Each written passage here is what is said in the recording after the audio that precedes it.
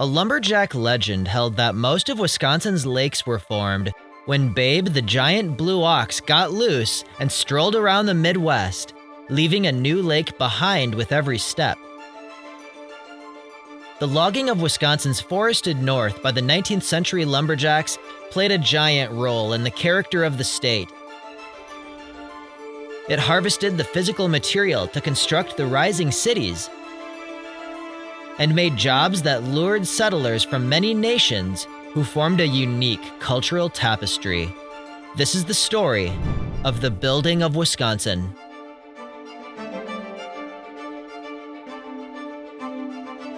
Nineteenth century Europe was hemorrhaging its population. Problems on that continent led people to seek refuge in America. And Wisconsin was an appealing destination. It had diverse natural beauty. It was easily accessible by the Erie Canal and offered land for an affordable $1.25 an acre. And the first wave of 19th century settlers were already busy laying a foundation for the new civilization.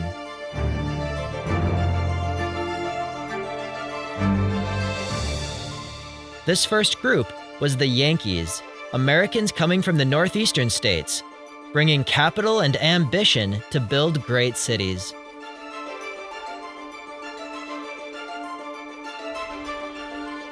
English speakers, they carried strong traditions of Protestantism and education. The Episcopal St. John Chrysostom Church, boasting a rare example of Carpenter Gothic, was connected to the nearby Nashotah House Seminary, an early propagator of Episcopal churches around the area.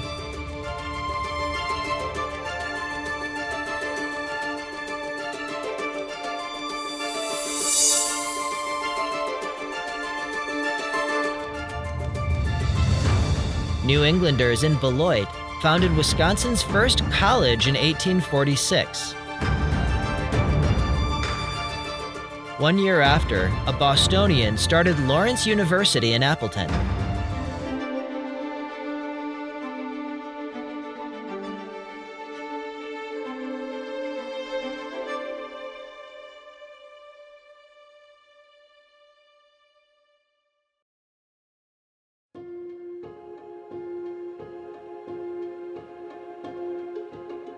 For the pioneer farmers of Wisconsin, the decision to grow wheat was obvious. They were starting out on an undeveloped land, and wheat could be grown with little equipment and then sold as a profitable cash crop. Farmers in the fertile southern half of Wisconsin threw themselves into wheat production. Helped by the new horse-powered threshing machine produced by J.I. Case of Racine, Wisconsin grew 1/6 of the wheat produced in the United States as early as the 1840s.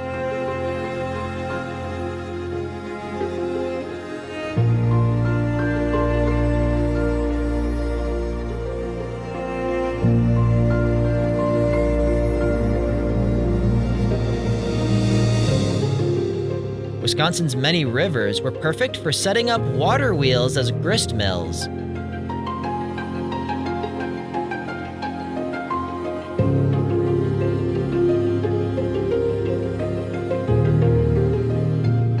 Wheat milling soon became the main manufacturing process in the state. The city of Milwaukee, for a time, was the world's largest wheat milling and export center.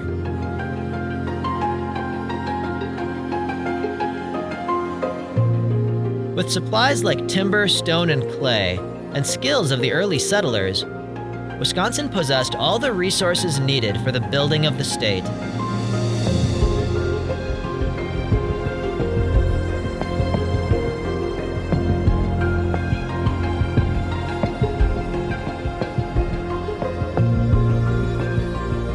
Lime kilns produced the key ingredient in the mortar which held the bricks together.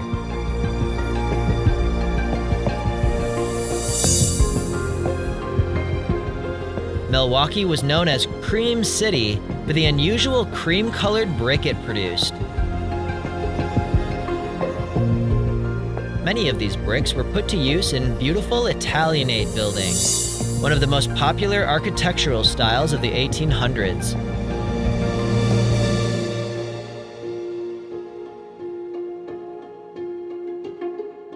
This Italianate style was so well liked, it became the ideal style for downtown facades, elegantly setting the stage for commerce.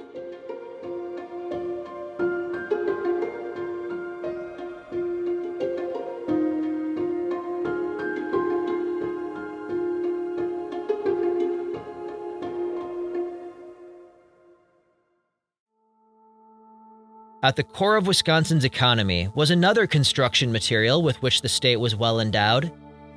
While the fertile prairies of southern Wisconsin served well for farming, the north was covered by forests. Referred to as the pinery, these forests held immense value from their seemingly endless supply of colossal white pine trees. These trees were prized for their ease of cutting and their lightness of weight, making them ideal for transport by floating them down rivers.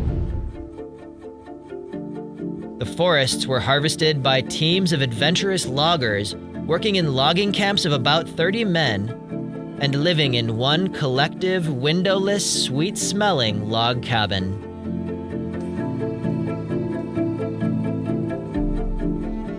In the spring, as the river swelled, the hardiest of the loggers stayed on as rivermen to guide the logs downstream, an often deadly job. If they failed, log jams piled up quickly, sometimes reaching miles long, and were nightmares to fix.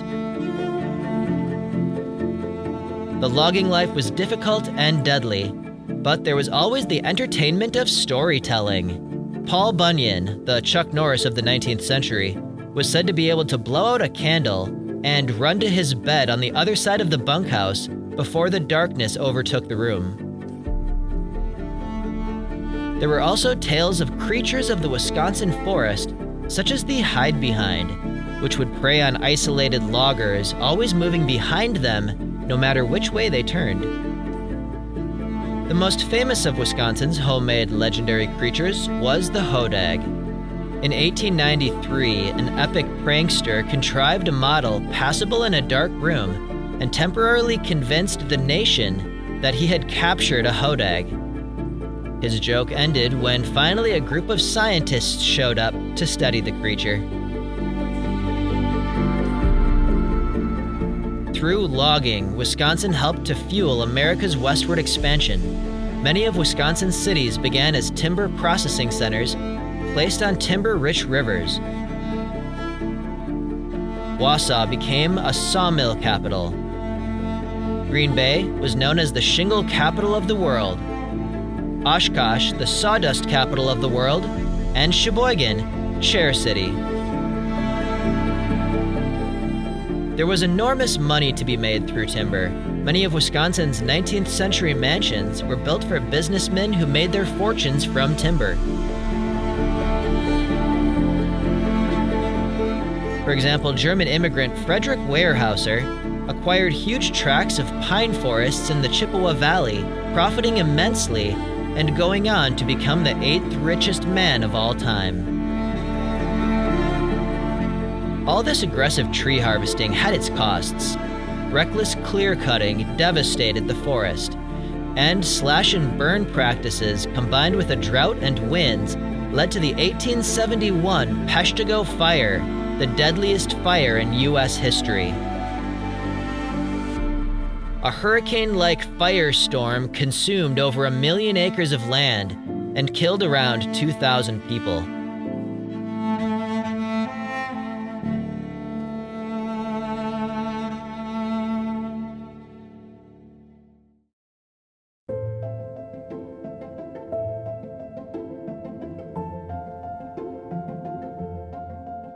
As Wisconsin's industries offered ever-increasing opportunities, books, posters, and pamphlets circulating in Europe sang the praises of Wisconsin.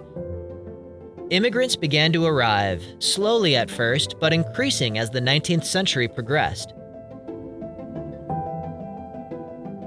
Travel by water was a convenient way to get to Wisconsin, but it could be treacherous on Lake Michigan, where hundreds of ships sank in the 19th century. Thus, a large network of lighthouses was built to help guide ships safely on the lake.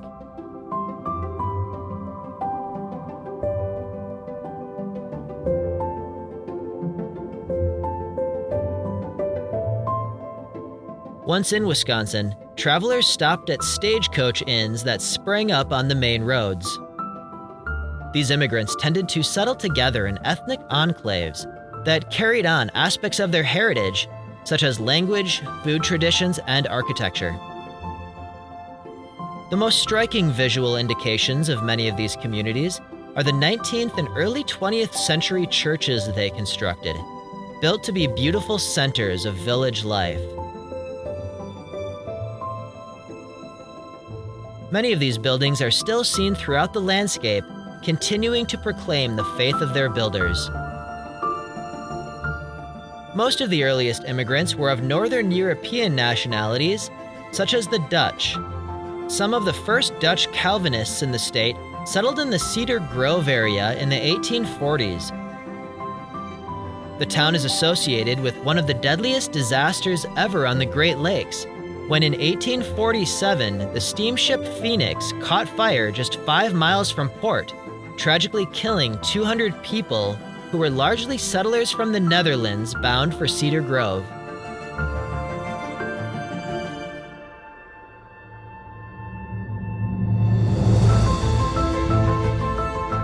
Wisconsin was also a key destination for Norwegians moving to America.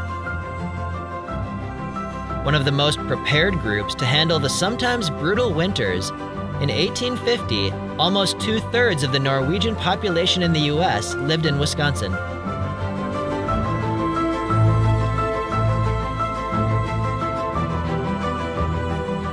One of their first settlements at Koshkonong grew to be America's largest Norwegian community.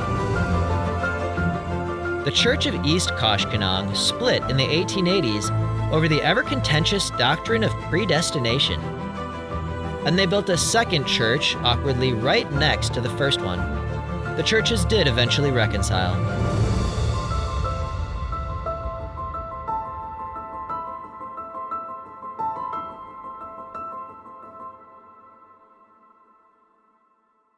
These and other Europeans pouring into Wisconsin were unexpectedly thrown into the greatest trial of the United States since the Revolution. The outbreak of the Civil War in 1861 tested how successfully the young state was melding together. Full support against the Confederacy came from Wisconsin's governor, Alexander Randall, who was so abolitionist he actually threatened to secede if the U.S. didn't outlaw slavery. About 90,000 Wisconsinites served in the war, an astonishing 50% of males of military age. Known for being amazing soldiers, General Sherman said one Wisconsin regiment was worth 4 typical regiments. Wisconsinites formed most of the famous Iron Brigade, known for fighting fiercely despite losses at the battles of Antietam and Gettysburg. In a ridiculously daring operation, the Wisconsinite W.B. Cushing let a small boat with a torpedo attached to a pole protruding from the ship. As he ran it on a Confederate ironclad ship, the torpedo detonated, successfully sinking the enemy ship as well as the boat he was on. Somehow he managed to swim to a small unmanned Confederate boat and get away without drowning or being captured.